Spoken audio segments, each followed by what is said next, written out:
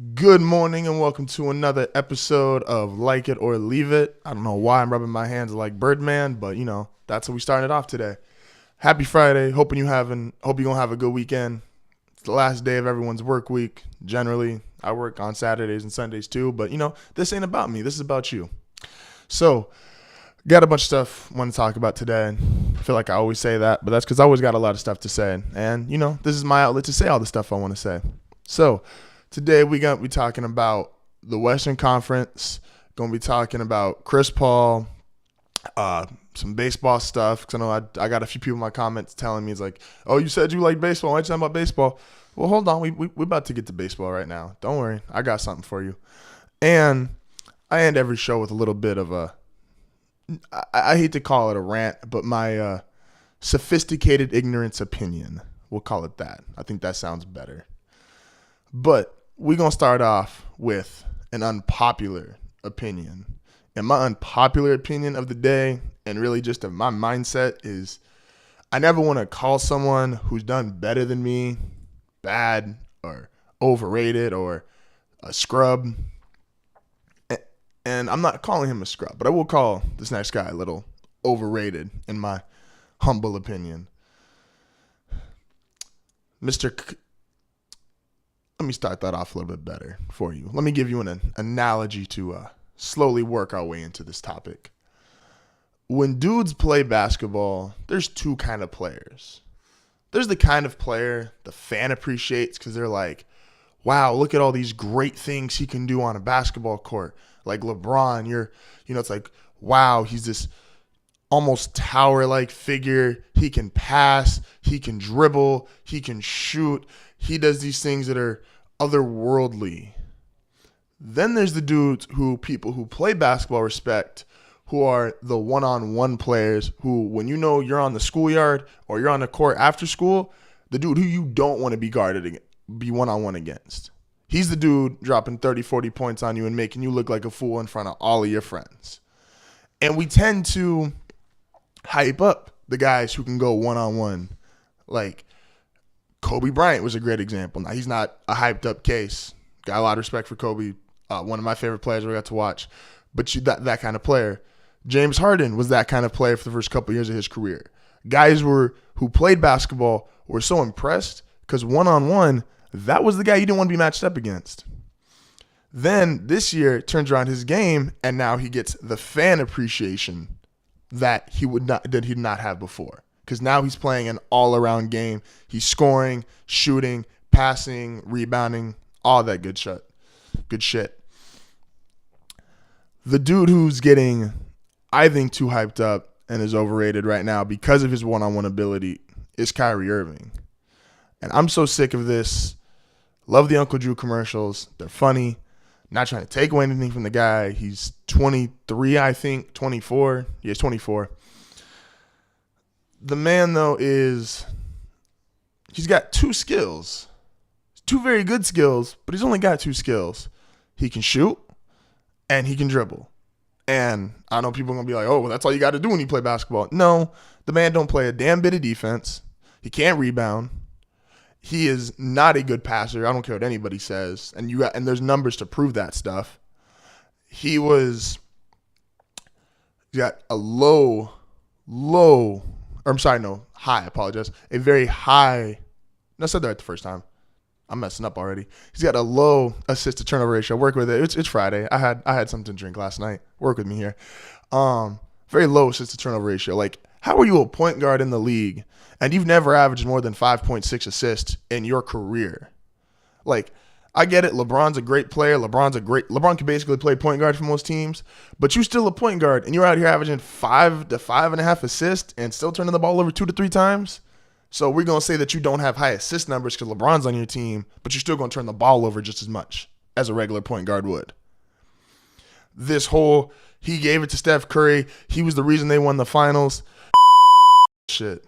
Because you guys got to stop having it both ways. It can't be Kyrie Irving was great in the finals. He gave it to Steph Curry. He was the equalizer. But LeBron played the greatest games of his life, and that's why he's the best player on the planet. That's why he's the king. No. It don't work like that. We love the one-on-one players, the guys who get in your face, the guy you don't want to guard on the court. And that's fine. That's what Kyrie Irving is. He could cross you up and shoot a three and make you look real stupid. But let's not put him in this top 5 point guard class, because he's not even a point guard. He cannot run a team. And that's evidenced by even the fact of before LeBron got there, how good was Kyrie Irving, who y'all want to sit there and talk about as he gets put in the top 3 point guard conversation with like Westbrook, Paul, and Curry and all them. 21 and 45 for your first season? Okay, I'll give you that. You were a rookie. Team wasn't on your back.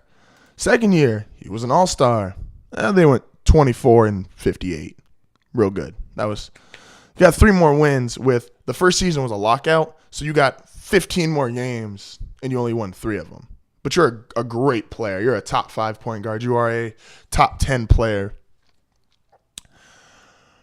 He is on that team just the most talented player on that team, and outside of LeBron, obviously, where it's LeBron surrounded by guys who can shoot. He's surrounded by guys who can pass the ball back to him, even if it's not well. Is he the second best player on that team? Yeah. But that's all he is. Is just the second best player on that team. And it's a far drop off from LeBron to Irving. So the fact that they get put in the same conversation, the fact Irving gets put in the top 5 point guard conversation, like, it's just not there. And there's nothing to support that. He is, for his career, 18 to 20 points, 5.5 assists, 3 turnovers a game. That's a good player. Not taking nothing away from the man. I get this year he's averaging 25. That's because he's getting force-fed the ball, and they're jacking up so many threes now. They're jacking up so many threes on that team. I mean, shit, my camera guy could get 20 points on their team. Like, if you look at the numbers, and this is the greatest thing ever, is like, you know, Mo Williams averaged when he was playing with LeBron about 18 points a game, about 5 assists and 3 turnovers. But Mo Williams was, LeBron had to deal with Mo Williams.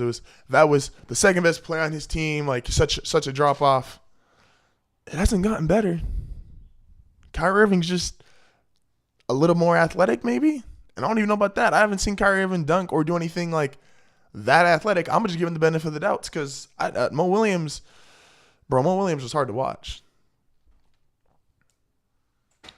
We love one-on-one players, but that don't mean that they're great players.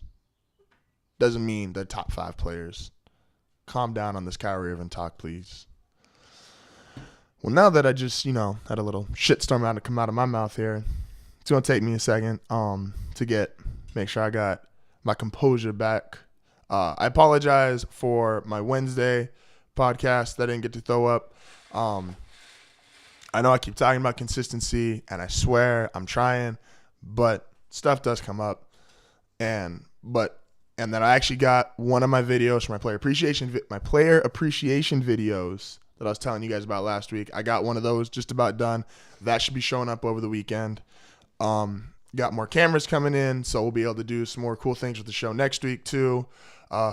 Appreciate and huge shout out. I got my last 3 videos that I've posted up have all gotten over 50 plus views. My one's on like 160 views right now. Appreciate the support, you guys. Love the likes, love the comments. Considering just a month ago we were getting like 3 views, 5 views an episode, and one was me and one was my camera guy, and the other 2 people we live with. We're stepping up. Let's get to some scores real quick. Okay, in baseball we got the Orioles over the Blue Jays 2-1, Brewers over the Reds 5-1. I always love that, the Brewers and Reds. That's the alcoholic in me. Mets over the Marlins 9-8. Keep killing fish. Royals over the Athletics 3-1, and the Rockies over the Giants 3-1. Gosh, that one felt good. I'm gonna say that one more time. Rockies over the Giants 3-1. Yeah, I'm not a homer. All right. One of the teams and players I find myself talking a lot about, and I will never say who I outright am a fan of, outside of, if you watched the first couple of videos, you saw the Broncos. but I won't ever say for the other sports. But I might hint strongly or who I talk about. I'll let you guys figure that out as I talk about them. One of my favorite players ever and my current favorite player in the league, though, I will not be shy about, and that is Chris Paul.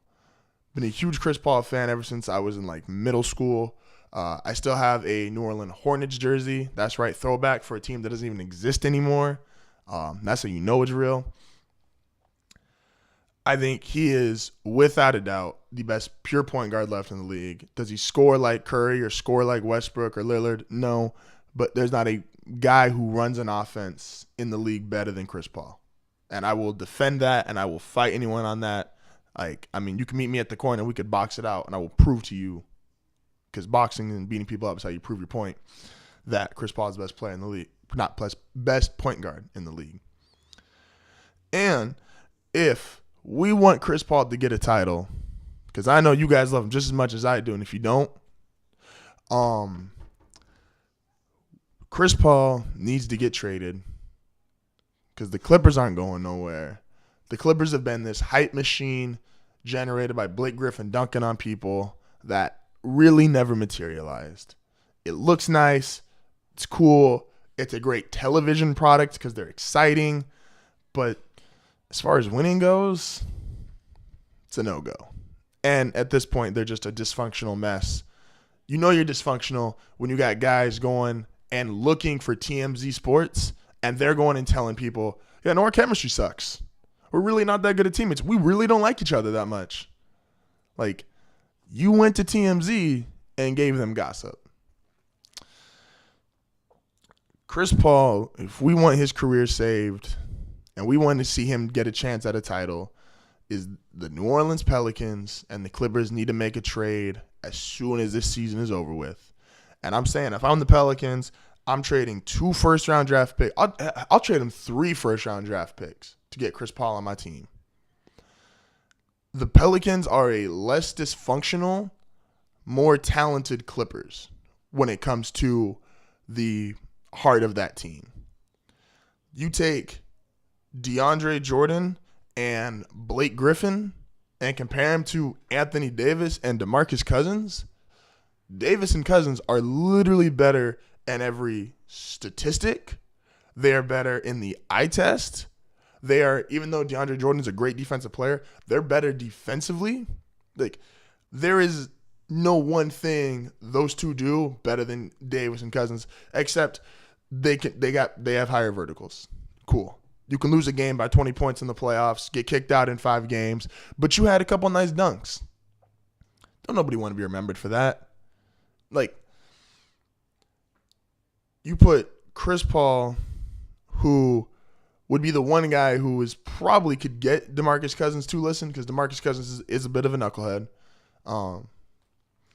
and get Anthony Davis to respect simply the caliber of player he is. Because, if you're great at something, it's really hard to deal with someone if you think you're better than them. It's like when you're at your job, if you think your boss really isn't all that, you're not going to really respect your boss. You're like, I could do your job better than you. I'm more qualified than you. You put Chris Paul, who is legit, if everything was the way he'd want it, would be about 15 to 18 points a game and about 11 to 12 assists. And then his defense that comes with it. DeMarcus Cousins, who's 25 to 28 points, 10 to 12 rebounds. Doesn't really have to play as much defense because you have Anthony Davis, who I've made the case ever since about 2 years ago. He's a top 5 player. I'd even say he's a top 3 player. I think he's right behind LeBron and Durant, who's 28 to honestly 30 points a game, 10, 11 rebounds. He's 3 or 4 blocks. He's the best defensive player in the game when he wants to be. You put them around a couple shooters, and now you've got a team that's not only far better than the Clippers, you've got a team that could take the Warriors on next year. And if you love old school basketball, you're a basketball purist, you finally can take the league back from everybody shooting threes, getting fancy, to high-low, post, big man action, traditional point guard, occasional shooting, selective shooting, and a good defensive team. Like, there is so many things that can go right with Chris Paul going to the Pelicans. I do think the coach would probably have to change because Alvin Gentry is more of the small ball, spread them out, three-point shooters. So that they might have to work on. But you put Chris Paul on that team, you've got the best point guard in the league in terms of pure point guard running an offense. You've got the best center in the league.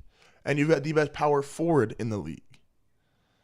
Not trying to make more super teams here, but that's a good one. And I mean, that's a really good one. And I know you're probably like me, and you're just kind of sick and tired of the fucking Warriors and Spurs winning everything. So let's get one for New Orleans.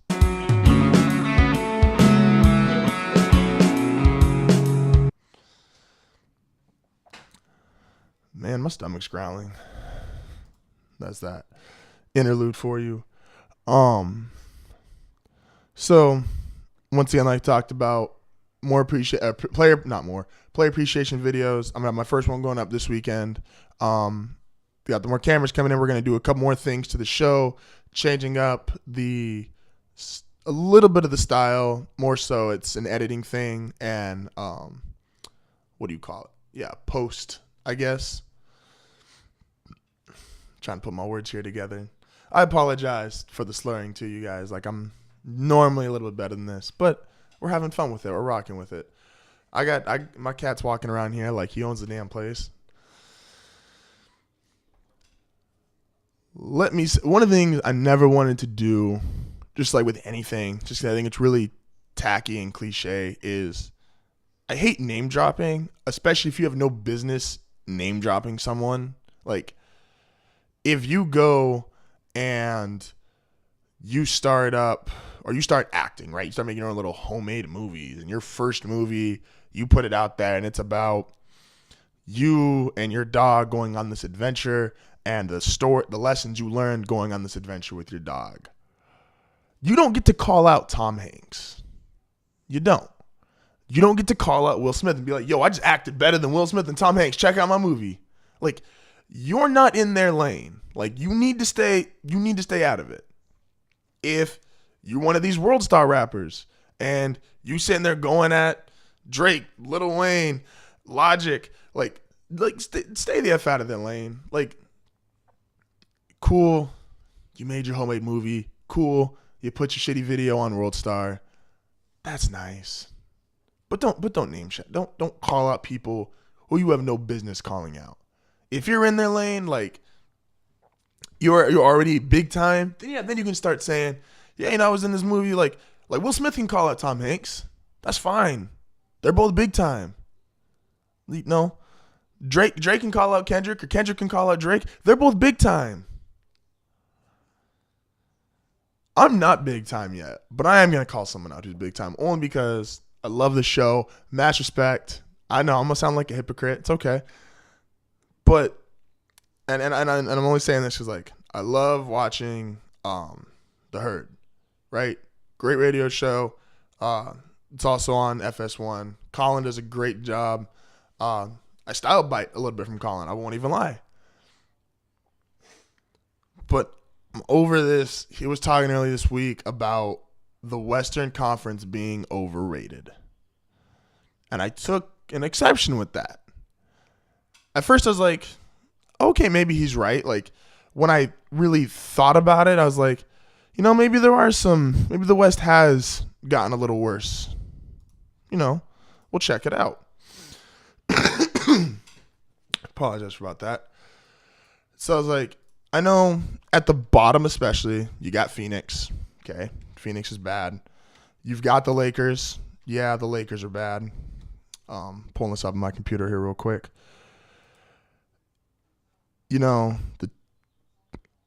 After that, though, and the Kings, I'll throw the Kings in that shitstorm of bad teams. After that, though, the West is not only better than the East 1 through 8, they're really better 1 through 13.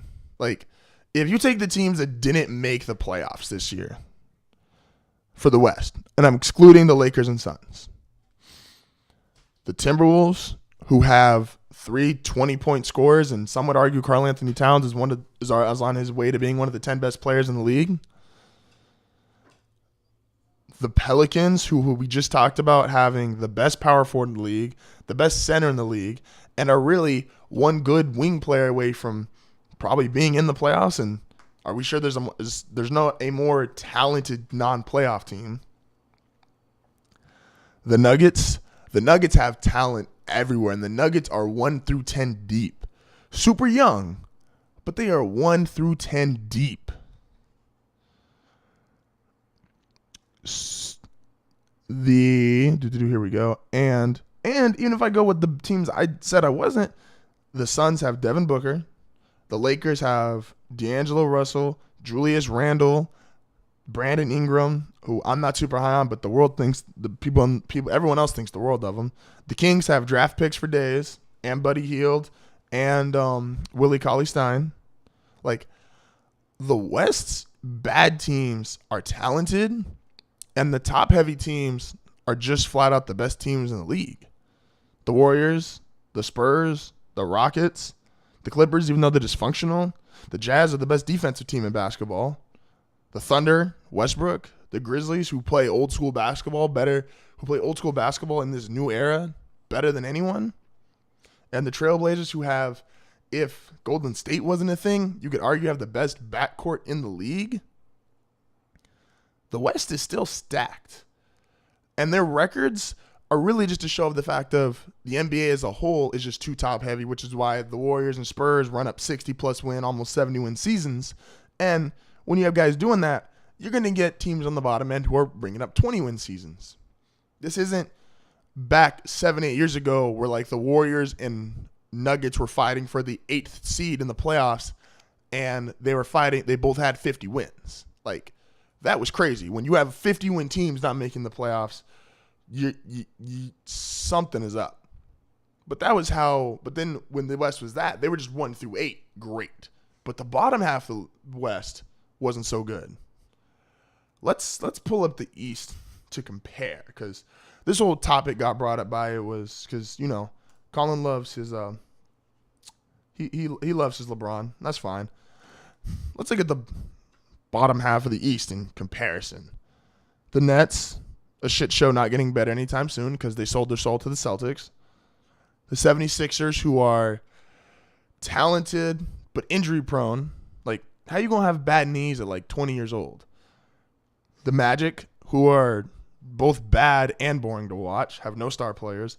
The Knicks, I could do a whole segment on how bad the Knicks are. The Hornets, you got Kemba Batum. I'll give them that. The Pistons, they're not bad. I would give the Pistons credit, but they're just a bunch of average guys outside of Drummond who there's no real star potential. They're just average who can be aggressively okay. Then you got the Heat. All right, I like what the Heat did. I'm not for the whole Eric Spoelstra Coach of the Year talk. I think if you're 500, you shouldn't be up for Coach of the Year. The Bulls, who are the NBA's version of a retirement home. The Pacers. Now I'm getting into playoff teams. With their playoff teams, which teams in the East do you realistically think can go to the finals? About one. We know LeBron's going to be there. We know the Cavs are going to be there. The Celtics, too young, probably overachieved. That's fine. They're honestly playing the long game. They're waiting for LeBron just to get a little bit older because they obviously had the top 5 pick this last year, and they have 2 more first-round picks that, because the Nets are so bad, will probably also be top 5. So they're just waiting for LeBron to get old and move on, and then they'll take their turn. The Raptors, a highlight reel, not a lot there. The Wizards, I do love John Wall, huge fan. I don't think John Wall thinks he can beat LeBron. I think he's kind of in that little brother status. The Hawks are, once again, just aggressively okay, overperforming. Like, The East is it's just bad. Like, if you go top heavy, you go bottom, the West is better. If you go player wise, the best players outside of LeBron, 5 of the 6, I'd make a case, 8 of the 10 best players are in the West. Like, the Warriors got 4 of them. Westbrook, Davis, Cousins. Like, who in the East? I'd make a case the second best player in the East after LeBron is, I'm about to fuck this name up, Giannis Antetokounmpo. I actually think I said that right. Yeah, there we go. I said that right. Proud of myself. Like, there is the overrated Western Conference topic, just like, it blew my mind. Because I thought, I was like, all right, maybe he's, respect. Like I said, I have a lot of respect for Colin. I'm in no way trying to sit there and take shots at him. I don't have a right to. I'm not in his lane. But every way I looked at it, the West is just better. Like, it's facts. Like, this is like buying meat at the 99-cent store, and the West is a steakhouse. Like, it's just better.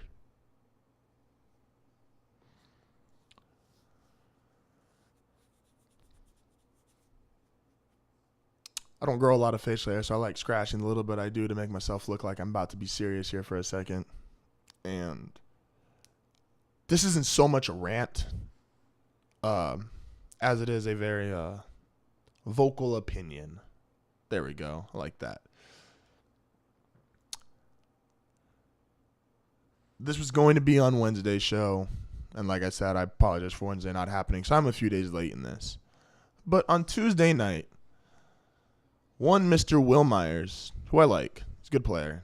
Really good player, actually. He hit for the cycle. And it was all over Baseball Channel, MLB Network, all that stuff, ESPN, Sports Center. Good stuff. He hit for the cycle. Wow, he hit for the cycle. Woo! He did it.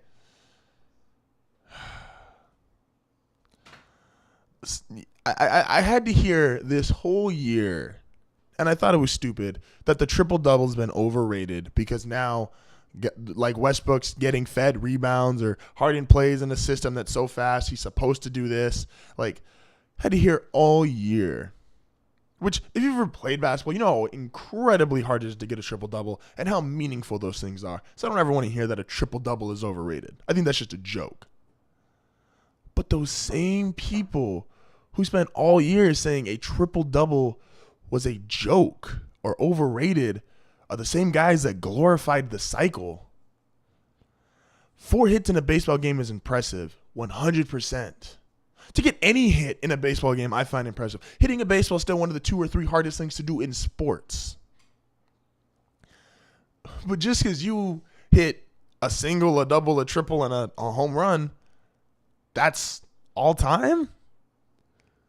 But Yoenis Cespedes had 3 home runs in a game.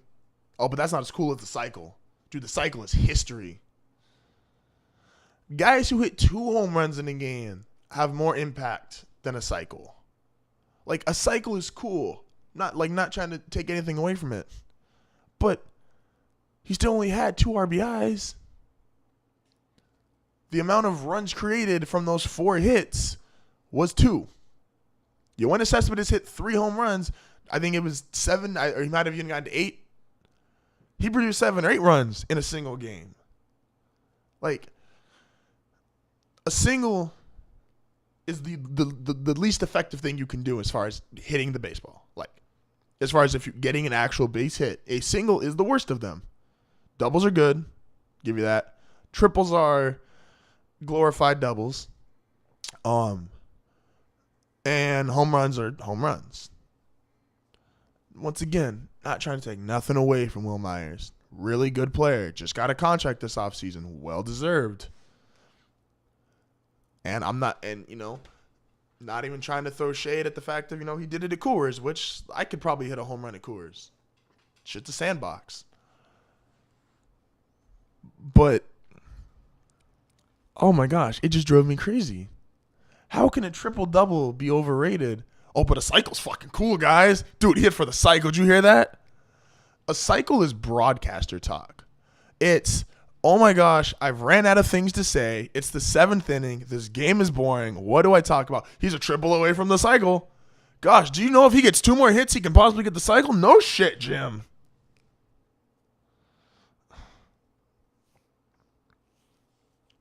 The cycle. Fucking cool, guys. Anyway, hope you guys all have a great weekend. Once again, thank you for the support. I'm loving the view count right now. If you have something you want me to talk about or you want to say some smart shit to me because I get to say smart shit on this camera, please leave a comment down in the section below. We'll point to it because, you know, if there's I've been working with the sound effects this last week, so if there's a sound effect that you guys really like, please let me know. I'm all for like any kind of feedback, any constructive criticism. And don't forget, word of mouth, Facebook, Snapchat, Instagram, Twitter. When you drop your kids off at school, you know, tell them as they walk out the door, hey, don't forget to tell your kids about. Yeah, kids probably shouldn't listen to me. But yeah, have yourself a wonderful weekend and can't wait to see you guys on Monday. Peace out. I should throw up West Side. Dude, no balls. No balls.